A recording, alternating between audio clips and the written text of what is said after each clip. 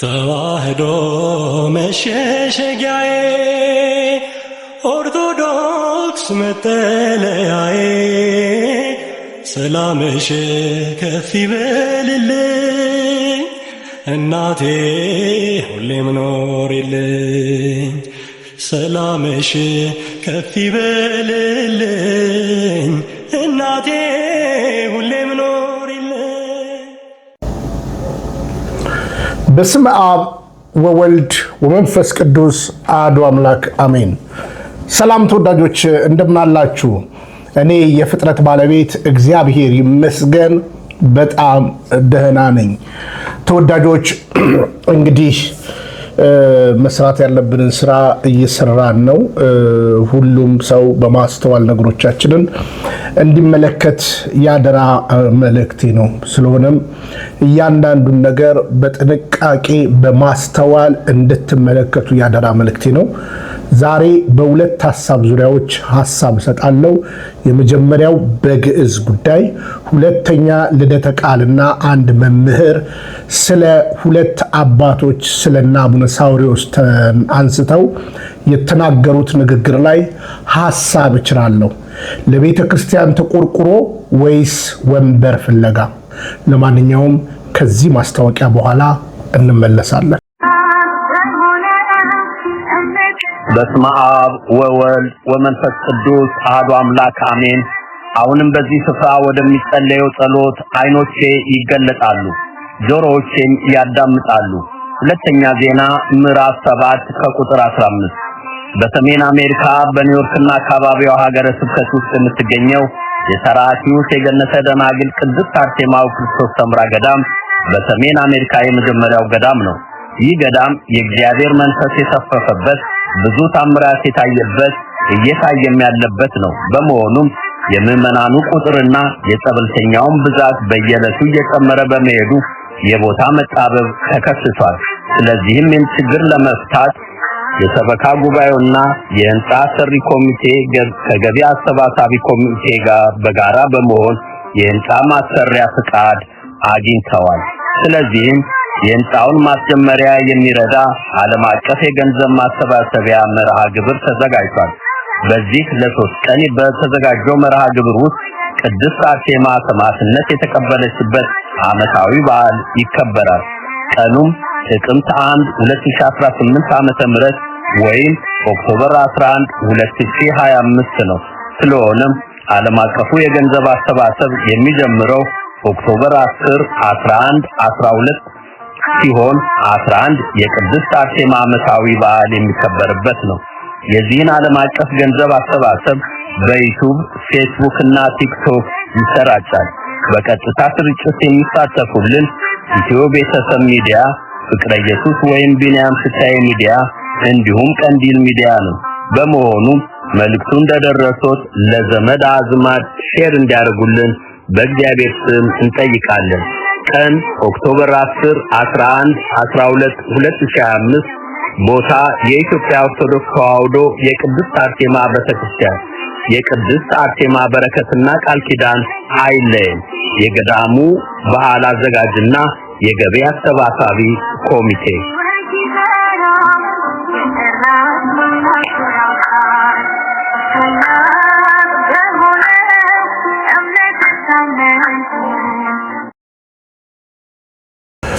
መልካም እንግዲህ በኒውዮርክ ላለችው ለቅድስት አርሴማ ገዳም እንግዲህ ሐሰተኛ ጠማቂያን በእንዲህ ሁኔታ ሲተረተሩ እኛ ደግሞ እውነተኛይቱን ቤተክርስቲያን በእንዲህ ሁኔታ እንድንደግፍ እና አብረን እንድንቆም ላልሰማ እንድታሰሙልኝ ደግሞም በተዘጋጀው መርሃ ግብር ላይ በ10፣ በ11፣ በ12 የፊታችን በተዘጋጀው የምትችሉ ሰዎች ሄዳችሁ የበረከት ተካፋይ እንድትሆኑ ያደራ መልእክቴን አሳስባለሁ። እንግዲህ ተወዳጆች ስለ ግዕዝ ሰሞኑን በተለያዩ ነገሮች እየተነሳ ይገኛል። እንግዲህ ግዕዝ ምንድነው? ግዕዝን ያልተረዳ ሰው ታሪክን ለማጥፋት የሚካሄድበትን አያሌ የጥፋትና የርኩሰት ጎዳናን ትውልድ እንዴት ያስተውላል? አንዳንዴ ዶክተር ነን ባዮች፣ አንዳንዴ ደግሞ በህፃናት፣ አንዳንዴ ደግሞ ፖለቲካው ራሱ፣ አንዳንዴ ደግሞ የፖለቲካ አጀንዳን ቀስቅሶ ያለ ምክንያት ለምሳሌ በኦሮሚያ አካባቢ የኦሮሚኛ ቋንቋ ይነገር ሰዎች ይማሩ ሲባል ቢባል ምንም ጸብ አይነሳም። ምክንያቱም መብት ስለሆነ ማለት ነው። ሰው ህፃናት ቢያንስ የ6 ቋንቋ የመቀበል አቅም አላቸው ተብሎ በጥናትም ስለሚታመን ኦሮምኛ ቢማሩ፣ አማርኛ ቢማሩ፣ እንግሊዘኛ ቢማሩ፣ አረብኛ ቢማሩ፣ የተለያየ ቋንቋ ቢማሩ ምንም ክፋት የለውም። በአማራ ክልል ላይ የአማርኛ ቋንቋ እንደታወቀ ሁሉ የግዕዝ ቋንቋን እናስተምር ብሎ መጠየቅ እና ያን ደግሞ ለመቃወም መነሳት ማለት አሳፋሪ ነው። በነገራችን ላይ የግዕዝ ቋንቋ እኮ የኢትዮጵያ እኮ ብሔራዊ ቋንቋ ነው። በነገራችን ላይ ቋንቋ ነው። በአንድም በሌላ ተጽዕኖች እየመጡ እንግዲህ ይሄ ማለት ወደ ኋላ ሄዶ የኢትዮጵያ ቋንቋ ምንድን ነበረ? አሁን አንዳንዱ የቤተ ክህነት ቋንቋ ብቻ ብሎ ያስበዋል።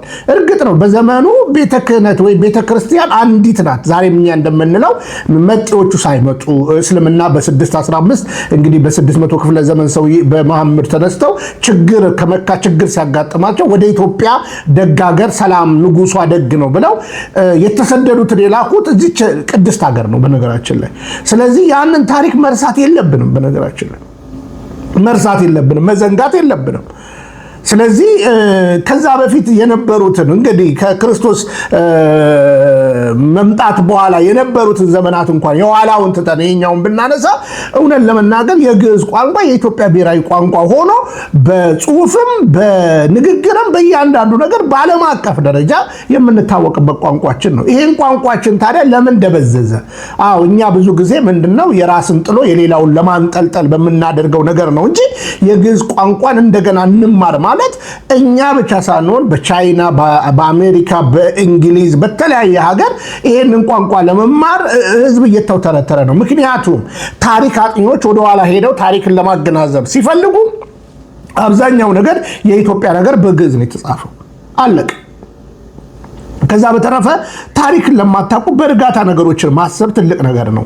እንግዲህ በግልጽ እስልምና እንዲገባ እንደምንላቸው ካቶሊክ በ15ኛው ክፍለ ዘመን ገባ እንደምንለው ደግሞ እናንሳ ከተባለ ፕሮቴስታንቲዝም በቅርብ ጊዜ ገባ ብለን የምናስበው ቡዲዝም፣ በእውነት ለመናገር ቡዲዝም በዚህኛው ክፍለ ዘመን አሁን እንደመጣ እንዲህ አይነት ነገር። ስለዚህ ወደ ኋላ ስትሄዱ የዚች ሀገር ብሔራዊ ቋንቋና መግባቢያዋ ግዕዝ ነው። ግዕዝን እንማር ማለት ይሄ በነገራችን ላይ ታሪካችን እንዳይጠፋ ደግሞ እውነን ለመናገር እኛነታችንን ለማወቅ የአባቶቻችንን የቅዱስ ትውፊትን ነገርኛ ስለምንቀበል ይሄን ለማሰብ ወሳኝና ወሳኝ ነው። ስለዚህ እኔ ነግሬያቸዋለሁ፣ ይሄ አጀንዳ የመንግስት አጀንዳ ነው። ምክንያቱም አሁን ዞሮ ዞሮ መንግስት በራሱ ከፋኖ ጋር ተጋይቶ አልቻለም። ስለዚህ ያንዳንዱን ነገር ለማድረግ አሁን የሚፈልገው እስልምናና ክርስትናን ማጋጨት ነው። ስለዚህ እስልምናና ክርስትናን አጋይቶ እሱ ተደላድሎ አማራ ክልል ላይ ለመግባትና ነገሮችን ለመጨረስ ነው።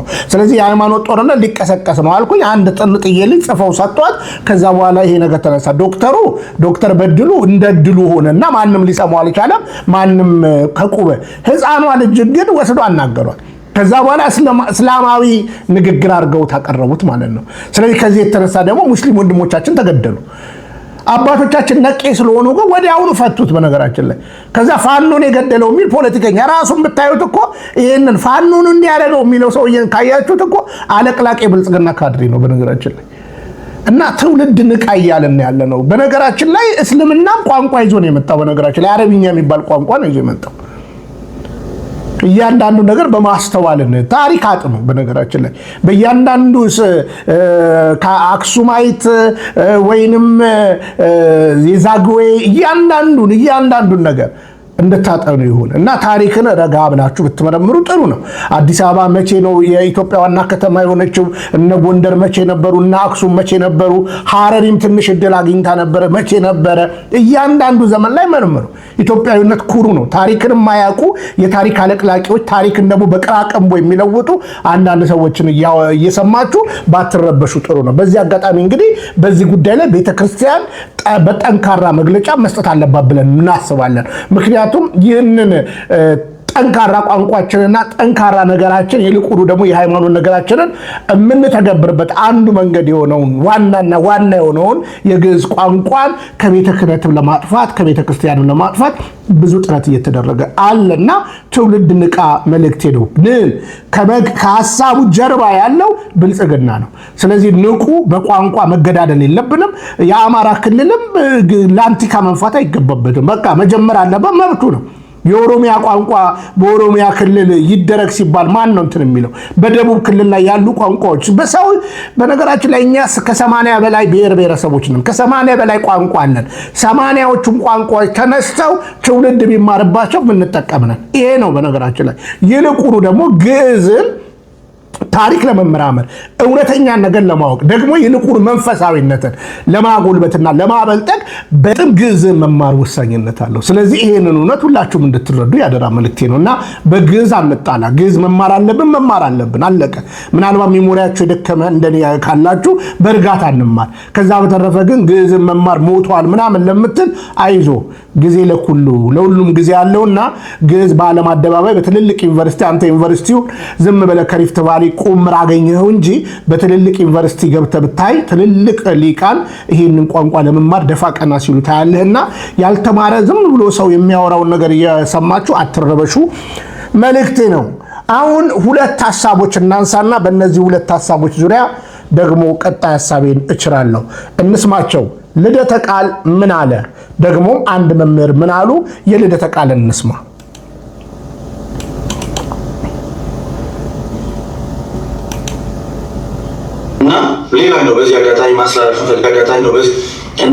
ሌላ ነው በዚህ አጋጣሚ ማስተላለፍ ፈልገው መልእክት እንግዲህ ብፁዕ አቡነ ሳዊሮስ የሲኖዶስ ስራ አስኪያጅ ናቸው አይደል? የሲኖዶስ ስራ አስኪያጅ ናቸው እና አብዛቸው ከኦሮሚያ ክልል የመጡት ኦሮምኛ ቋንቋ በደንብ ይናገራሉ፣ ይችላሉ። ስለዚህ እዛ ክልል ላይ ያሉትን ክፍተቶችን ከእሳቸው ጋር አንድ ላይ ህዝቡ አንድ ላይ ፕሮቴስታንቱ ተሻምቶ ሊወስድብን ነው። እኛ ግን እዛ አካባቢ ላይ ያሉት አባቶች ላይ የምናነሳቸው ትችቶች ምናምን ነገር ጥሩ አይደለም።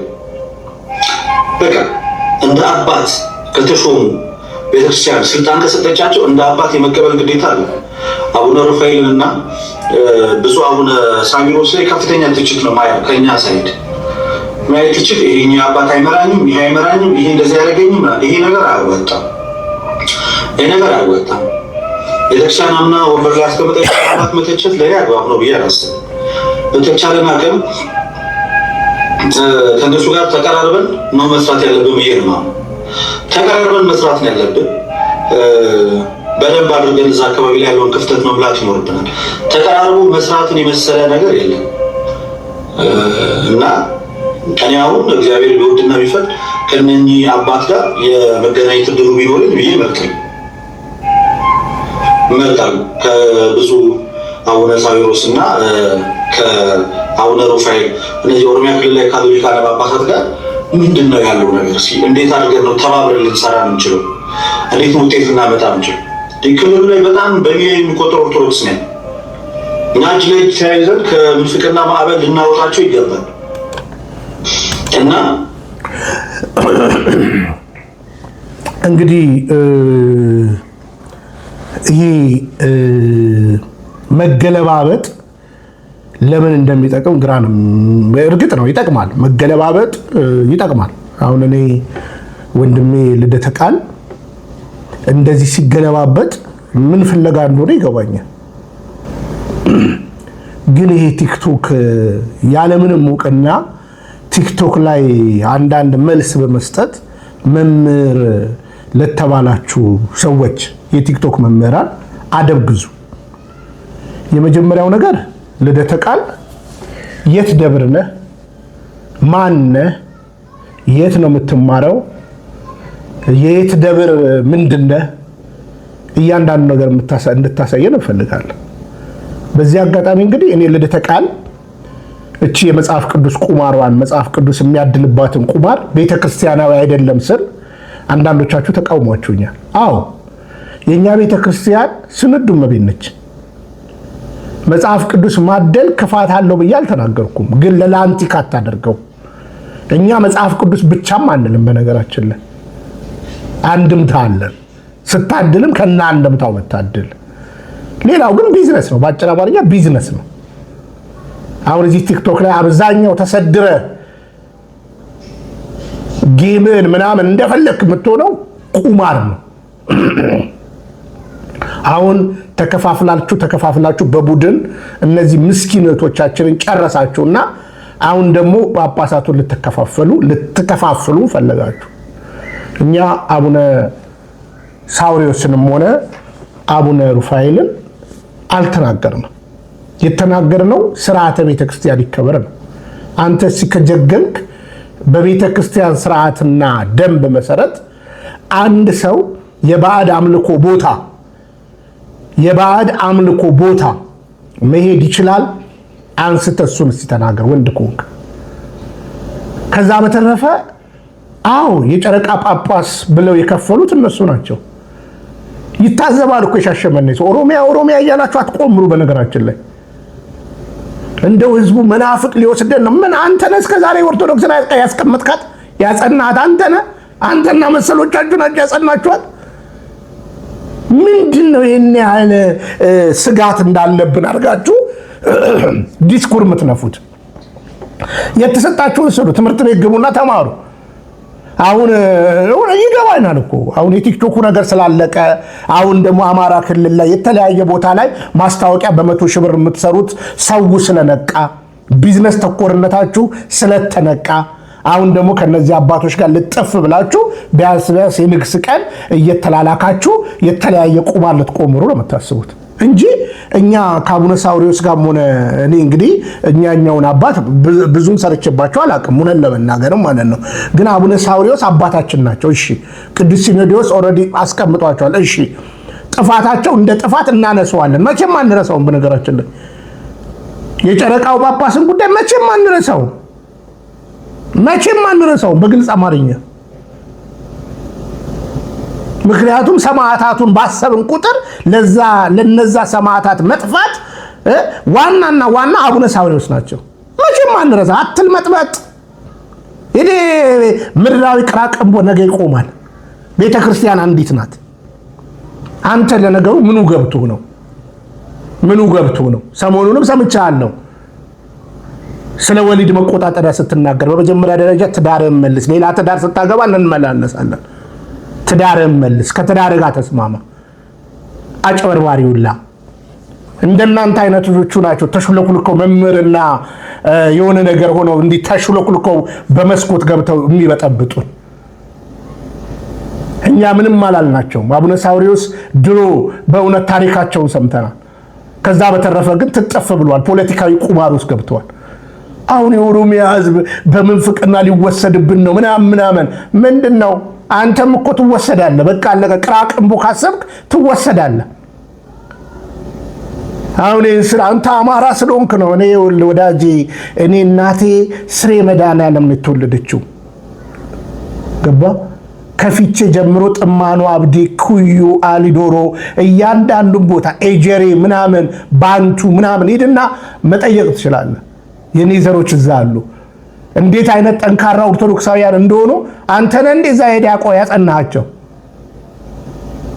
ባዮ ጀግና ኮንክ በኦሮሚያ ክልል ላይ እዛው ናዝሬት 7 ኪሎ ሜትር ላይ የተዘጉ ቤተክርስቲያናት አታስከፍተው። አማራ ክልል ላይ የርክ ቁማር ትቆምራለህ። እና አባቶችን ልክኛ እንደጋ አላልንም። ኢሬቻ ጋር ለምን ሄዱ ነው እያልን ያለ ነው። የኢሬቻው ደግሞ ባለቤት በግልጽ አማርኛ የዓለም አቀፍ ኢሬቻ መሪ የኛ ቦታ ነው የረገጠ ሰው ሄዶ ደግሞ ሌላ እምነት የገባ ሰው የተረገመ ነው ይወገዛል ብሏል። ታጋይና አቡነ ሳውሪዮስ ለምን ሄዱ? ሌሎችም ለምን ሄዱ? ባዕድ አምልኮ ነው። ኢሬቻ ላይ ሰርታቸዋል። እፎይ እንኳን የዛሬ 3 ዓመት የነበረውን ኢሬቻ በዓል ነው ብሎ ሲናገሩ ኖ ሃይማኖት ነው ብሎ የተናገረበትን በዲፕሎማሲ እውነትን ያሳየበትን አስተካክሎ ሰርቶታል። እነሱ የዛሬ 3 ዓመት ነው የለቀቁት።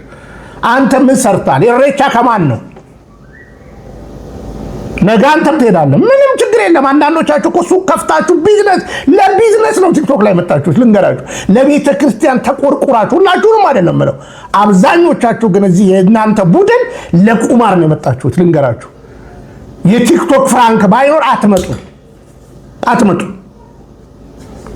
አሁን ሽብልል ብለህ አትንኩብን ምናምንና ተቀራርበን ብንሰራ ማን አንተ ዲያቆን ነህ ካህን ነህ ማን እንደኛ ወይ ሚዲያ ከፍተ ጀገና አርገ ኦርቶዶክሳዊ አቋም ይኖረኛ ወይ አርኖ ካቶሊክ እኛ ካቶሊካዊ አይደለንም።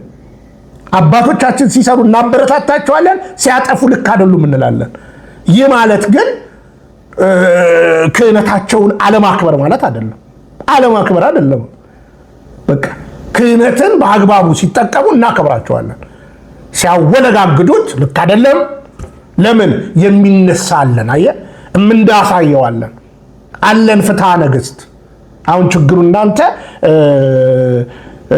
የቲክቶክ አረበኞች ስለሆናችሁ ፖለቲካ ልትሰሩ ትፈልጋላችሁ።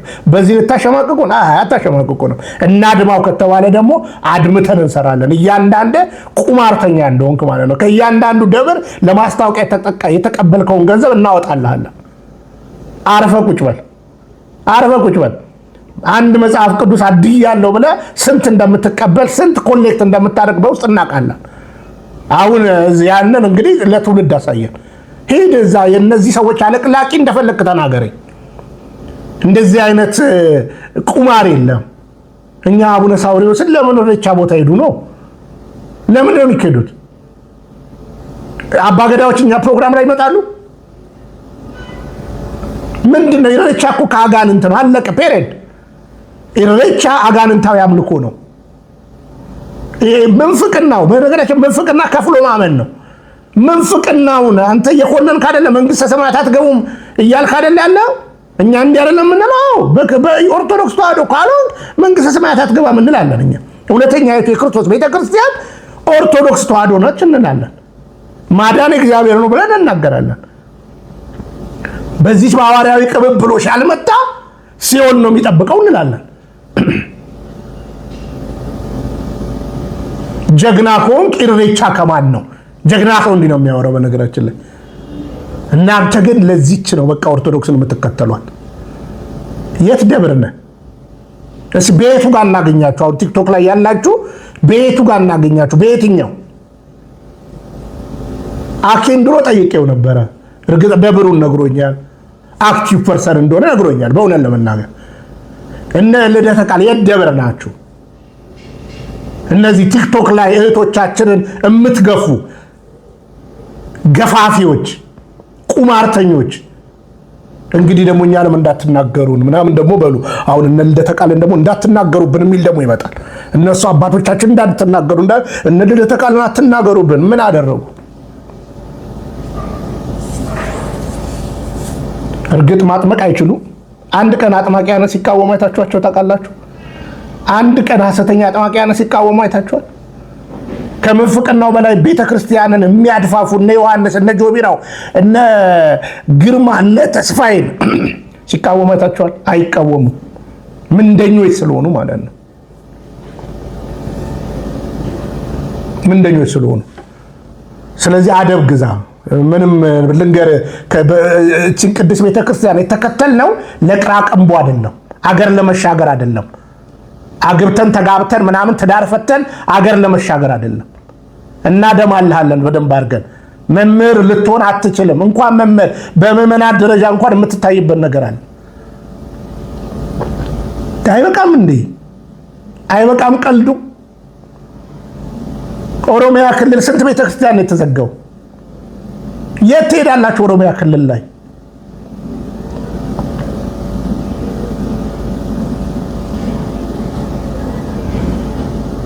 ቤተክርስቲያንን ከፕሮቴስታንት ጋር ቤተክርስቲያንን ከዋቄፈና ጋር ሊያጋቡ ሲጥሩ ልክ አይደለም ማለታችን፣ ቤተክርስቲያንን ማስጠበቅ ልክ አይደለም ማለታችን ምን አጠፋን? ከጀገንክ እሱን አንሳ። ከዛ በተረፈ ግን አትቆምር። በመጀመሪያ ደረጃ ማንም የተናገራቸው ሰው የለም። የተናገርናቸው ስርዓተ ቤተክርስቲያን ይከበር ብለን ነው። አለማክበር አይደለም። ስርዓተ ቤተክርስቲያን ይከበር ማለት አለማክበር ማንም ያሰናክለው። በነገራችን ላይ አቡነ ሳውሪዎስ ኢሬቻ ጋር ሲሄዱ ስንት ሰው ነው የሚሰናከለው? እሱን አስበከዋል? አንተ ለነገሩ እናንተ እቺን ካገኛችሁ ምን ሌላ ያስፈልጋችኋል? እቺን ካገኛችሁ ምን ከነቲት ከነቢቢ ስትቀበሉ ደግሞ ትምራላችሁ እንዴ? ከሙስሊሙም ከኦርቶዶክሱም ከፕሮቴስታንቱ ነው ብቻ ይምጣ የትፍጩ ዱቄቱን አምጪ ነው ጫወተው። አደብ ግዛ። አንድ ሌላማ ይቻለው ነው እንግዲህ አላቀውም። ይሄ ሰው ደግሞ ሪፖርት ያደረጋችሁ ራሱ አስቃችሁኛል። ይሄንን መልእክት ብላችሁ እውነት ለመናገር መገሰጽን ባይደው በአደባባይ ስላወራው ነው በአደባባይ የማወራው ማለት ነው፣ ህዝቤን ለመከላከል። እኛ አቡነ ሳውሪዎስንም ሆነ አቡነ ሩፋኤልን አልተናገርንም። ባደረጉን ነገር ልክ አይደለም ያልንበት ነገር ስርዓተ ቤተክርስቲያን ይከበር ብለን ነው። ያ ደግሞ አለማክበር ማለት አይደለም። እነ ታጋይንም የተናገርነው ከዛ በኋላ ተሹመዋልና ምንም አንናገራቸው፣ ልክ አይደለም አንበላቸው። አረ ነገም አንተ እንግዲህ ነገም ይሾመዋል፣ እነሱ ችግር የለባቸውም። ነገም በኩረ ሰባኪያን ይሉዋል። በነገራችን ላይ ለዚህ እኮ ነው በመስኮት አትግቡ አደብ ግዙ የምንላችሁ ለዛ ነው። ይሄኛውንም ሰምቼዋለሁ።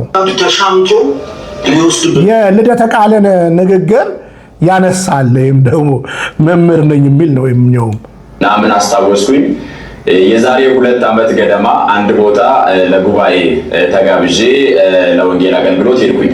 ልክ እዛ እንደደረስኩኝ እንደገባን አውደ ምሕረት ላይ ስንወጣ የደብሩን ሰባኪ ወንጌል ጠየቅኩት።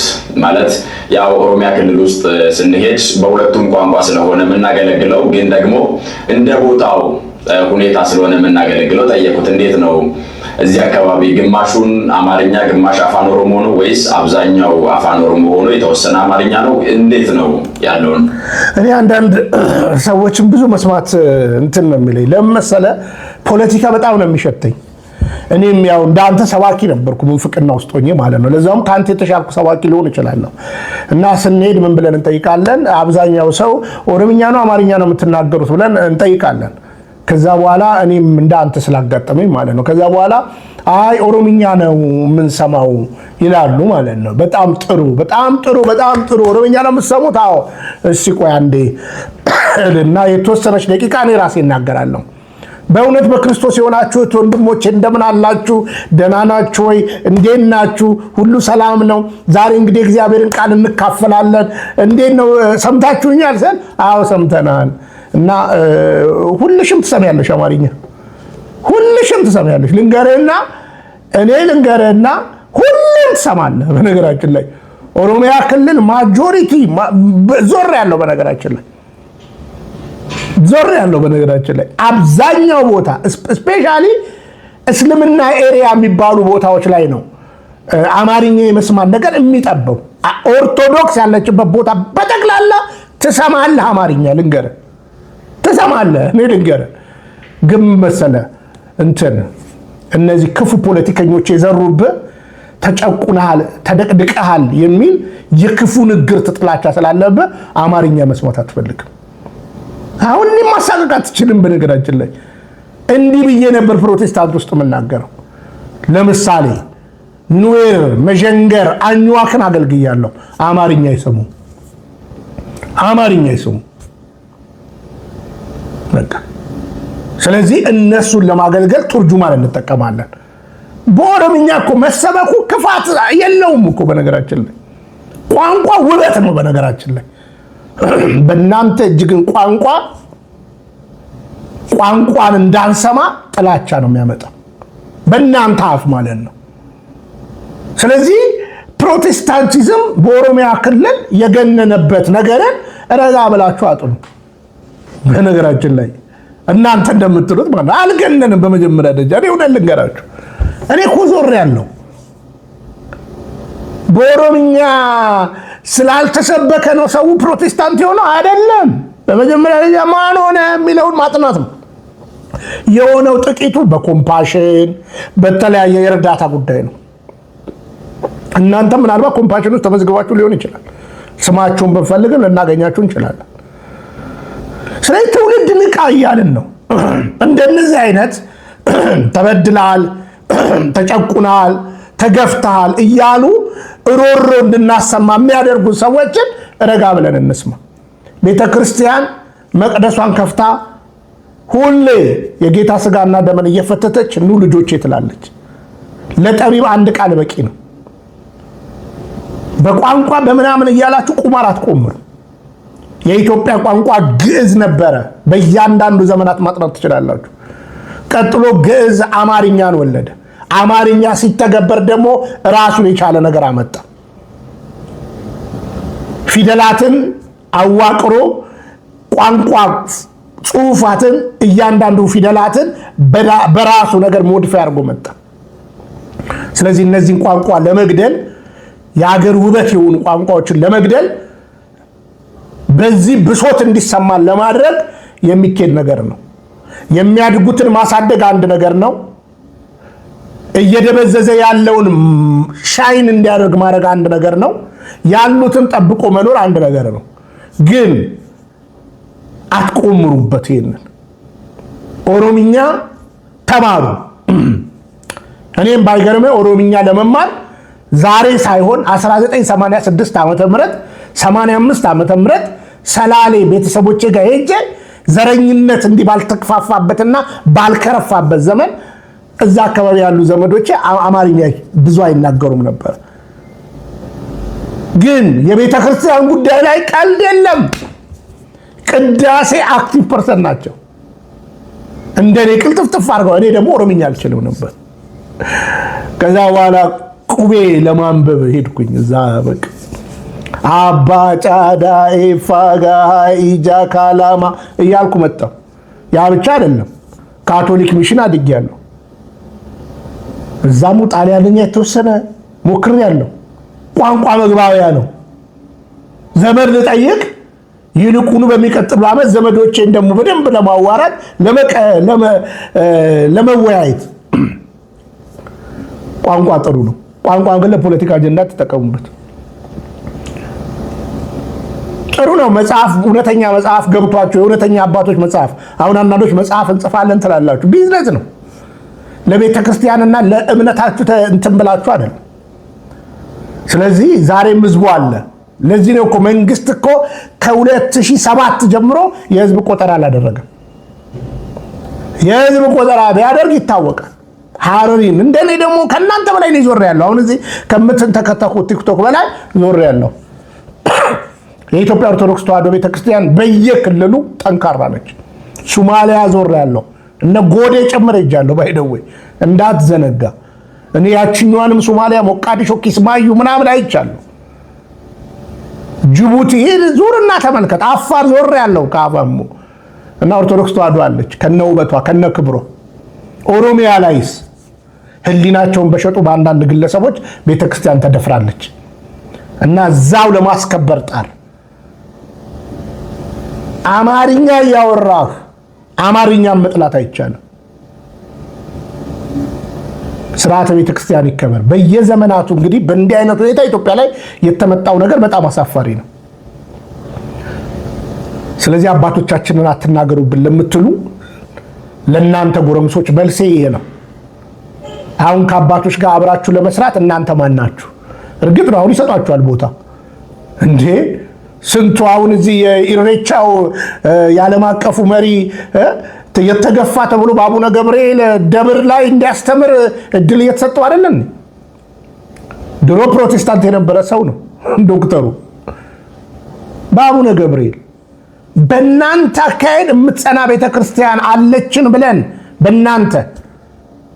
በእናንተ ወይ ለዛም ልታዳክሟት የምትሞክሩ ናችሁ ብለን ነው የምናስበው። ለመሰላችሁ አንድ ቀን የኦሮሚያ ህዝብ በግዕዝ ዙሪያ ኮምፕሌን አቅርቦ አያውቅም። አንድ ቀን እኔ ዘሮቼ ሲያስቀድሱ አልገባኝም ብሎ አያውቁም። ቅዳሴ ከላይ የሰማይ ስርዓት ስለሆነ ግራ አይጋባም። ግራ የተጋባችሁት እናንተ ስለማታስቀድሱ ነው። ባጭሩ ልንገራችሁ፣ ስለማታስቀድሱ ነው አብዛኞቻችሁ። ማንም በቃ በእንዲህ አይነት ወይ የምትሄዱት አብዛኞቻችሁ ስለማታስቀድሱ ነው እንጂ የሰማይ ስርዓት ምንም ይህን ያህል አካብደ የምታወራው ወሬ አይደለም። እና በኦሮሚያ ያላችሁ ወጣቶች በርቱልኝ፣ ከቤተ ክርስቲያን አትጥፉ። ቋንቋ መግባቢያ ነው። ይልቁኑ ሐዋርያዊ ቅብብሎች ስንል አባቶቻችን ወንጌልን እንዴት አቀበሉን፣ ግዕዝ ዋናና ዋና ነገር ነው። አለቅ በዘረኝነት ሊያከፋፍሉ ብሶትን እንድትል ሊያደርጉ ሊያጣሉ የሚፈልጉ ህዝቦች አሉና ንቃ። በዚህ አጋጣሚ አሁንም ጀግና ከሆናችሁ ኢሬቻ ከማን ነው ምንድነው? ለእናንተ ለሁለታችሁ ለልደተ ቃልና ለዚህኛው ዲስኳሪ መልስ ስጡን እስኪ። ከዛ በተረፈ ለቢዝነስ መንቀሳቀስ ይቁም። አንዳንዶቻችሁ ሱቅ ከፍታችኋል፣ አንዳንዶቻችሁ ከረምቡላ ቤት ከፍታችኋል፣ አንዳንዶቻችሁ ምናምን ነገ ናይት ክለብ ልትከፍቱ ትችላላችሁ። እኛ ግን አሁን እስከዛሬ ታግሰናል። አሁን ከስር ከስር እንሰራባችኋለን። አለቀ። የቲክቶክ ላይ ለቤተ ክርስቲያን መልስ መለስክ ተብሎ አንተ የማትኖርበትን አታውራ። የማትኖርበትን የማታምንበትን ፕሮቴስታንት ሊወረን ነው እንደዚህ እያልክ አትቆም። ኦርቶዶክስነት ልንገር፣ በኦሮሚያ ያሉ ኦርቶዶክሶች እንደነሱ ጽኖች የሉም። ከመቅደስ የማይጠፉ አያሌዎች አሉ። በነገርኩ ስታስቲክ እኮ በኦሮሚያ እኮ ማጆሪቲ እኮ ኦርቶዶክስ ተዋህዶ ነው። ቀጥሎ ነው እስልምና፣ ቀጥሎ ነው ጥንት ፕሮቴስታንቲዝም። ለዚህ ነው ዋቄፈና ኢሬቻ ጉዳይ ስናነሳ የኦሮሚያ አይደለም የምንለው። ለምን የምትሉ 10% አይሆኑ። የዛሬ 5 ዓመት ጥናት 3 ሚሊዮን ናቸው ዋቄፈናዎች። የኦሮሚያ ህዝብ ስንት ሚሊዮን ነው? ስለ የኦሮሚያ ምናምን የምትለው የፖለቲካ ቁማር ነው። ኢሬቻ ከአጋንንት ነው ከእግዚአብሔር። ልደተ ቃል መልስ እንጠብቃለሁ። አንቺው ታመጪው አንቺው ታሮጪው። አቡነ ሳውሪዎስም ሆናችሁ አቡነ ሩፋኤል ይሄ ጉዳይ ለእናንተ የሚጠቅሟችሁ አይደሉም። ይሄ ጉዳይ ለእናንተ የሚጠቅሟችሁ አይደለም። አይዟችሁ፣ ልክ አይደላችሁም ብንላችሁ እኛው እንሻላችኋለን። እኛ ምንም ፖዚሽን ሳንፈልግ ነው እየጠየቅናችሁ ያለ ነው። አባቶቻችን ተስተካከሉ የምንላችሁ። እነዚህ ግን ቁማርተኞች ናቸው። እውነታው ይሄ ነው። ከእንግዲህ ግን ዝም አንባባልም። ከልብ ነው የምወዳችሁ፣ ከልብ ነው የማከብራችሁ። ብንያም ሽታዬ ነኝ። ትላንት መጣ ለምትሉኝ አይዟችሁ አይዟችሁ፣ መቼም ልምጣ፣ አታሳቀቁኝም። እና ትላንትና አንተስ መቼ ነው የመጣችሁት? አንዳንዶቻችሁ እኮ እኔ ስር ስትማሩ ነበር በዩቲዩብ አለኩ። ታሪክ ይናገራል ዩቲዩብ እኮ በነገራችን ላይ። እናንተም ተማሪ እኔም ተማሪ፣ እናንተም ልጅ እኔም ልጅ። ልታሳቀቁኝ አትሞክሩ። አዎ እውነተኛ የክርስቶስ ቤተክርስቲያን አግኝቻለሁ ማልደራደርበት። በዛች ቤተክርስቲያን ውስጥ ደግሞ ያሉ ትክክል ሲሰሩ እናበረታታለን፣ ሲያጠፉ ልክ አይደለም እንላለን። ይሄ እውነትን ተረዱ። ከዛ በተረፈ መሀል ሰፋሪ ሆነን ዘመናችንን አንጨርስም። ቤተክርስቲያን አንዲት ናት። ስንዱም መቤት ነች። ከልብ ነው የምወዳችሁ፣ ከልብ ነው የማከብራ። የኒውዮርክ ማስታወቂያ ሰምተን ምስጋና የላቀ ነው። እንገናኛለን። ሁላችሁም ሰብስክራይብ ለትውልድ አደርሱልኝ፣ አደብ ግዙም በሉልኝ። ብንያም ሽታዬ ነኝ፣ ፍቅረ ኢየሱስ ከስደት ሀገር ኡጋንዳ ካምፓላ። ሰላም እግዚአብሔር ከሁላችን ጋር ይሁን። ሰላም። በስመ አብ ወወልድ ወመንፈስ ቅዱስ አሐዱ አምላክ አሜን። አሁንም በዚህ ስፍራ ወደሚጸለየው ጸሎት አይኖቼ ይገለጣሉ፣ ጆሮዎቼም ያዳምጣሉ። ሁለተኛ ዜና ምዕራፍ 7 ከቁጥር 15። በሰሜን አሜሪካ በኒውዮርክና አካባቢዋ ሀገረ ስብከት ውስጥ የምትገኘው የሰራቲውስ የገነተ ደናግል ቅድስት አርሴማው ክርስቶስ ሰምራ ገዳም በሰሜን አሜሪካ የመጀመሪያው ገዳም ነው። ይህ ገዳም የእግዚአብሔር መንፈስ የሰፈፈበት፣ ብዙ ታምራት የታየበት፣ እየታየም ያለበት ነው። በመሆኑም የምዕመናኑ ቁጥርና የጸበልተኛውን ብዛት በየዕለቱ እየጨመረ በመሄዱ የቦታ መጣበብ ተከስቷል። ስለዚህም ይህን ችግር ለመፍታት የሰበካ ጉባኤውና የህንጻ ሰሪ ኮሚቴ ከገቢ አሰባሳቢ ኮሚቴ ጋር በጋራ በመሆን የህንጻ ማሰሪያ ፍቃድ አግኝተዋል። ስለዚህም የህንጻውን ማስጀመሪያ የሚረዳ ዓለም አቀፍ የገንዘብ ማሰባሰቢያ መርሃ ግብር ተዘጋጅቷል። በዚህ ለ3 ቀን በተዘጋጀው መርሃ ግብር ውስጥ ቅድስት አርሴማ ሰማዕትነት የተቀበለችበት ዓመታዊ በዓል ይከበራል። ቀኑም ጥቅምት 1 2018 ዓመተ ምህረት ወይም ኦክቶበር 11 2025 ነው።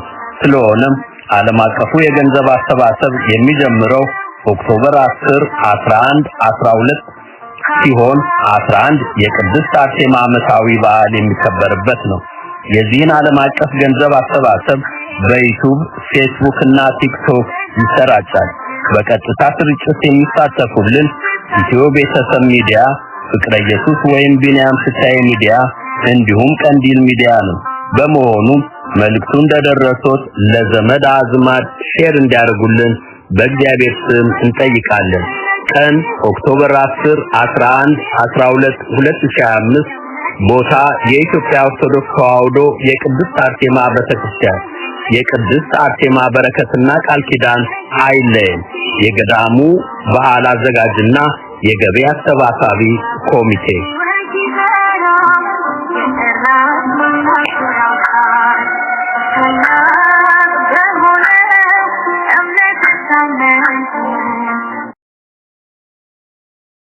ተዋህዶ መሸሸጊያዬ ኦርቶዶክስ መጠለያዬ ሰላምሽ ከፍ ይበልልኝ እናቴ ሁሌም ኖሪልኝ ሰላምሽ ከፍ ይበልልኝ እናቴ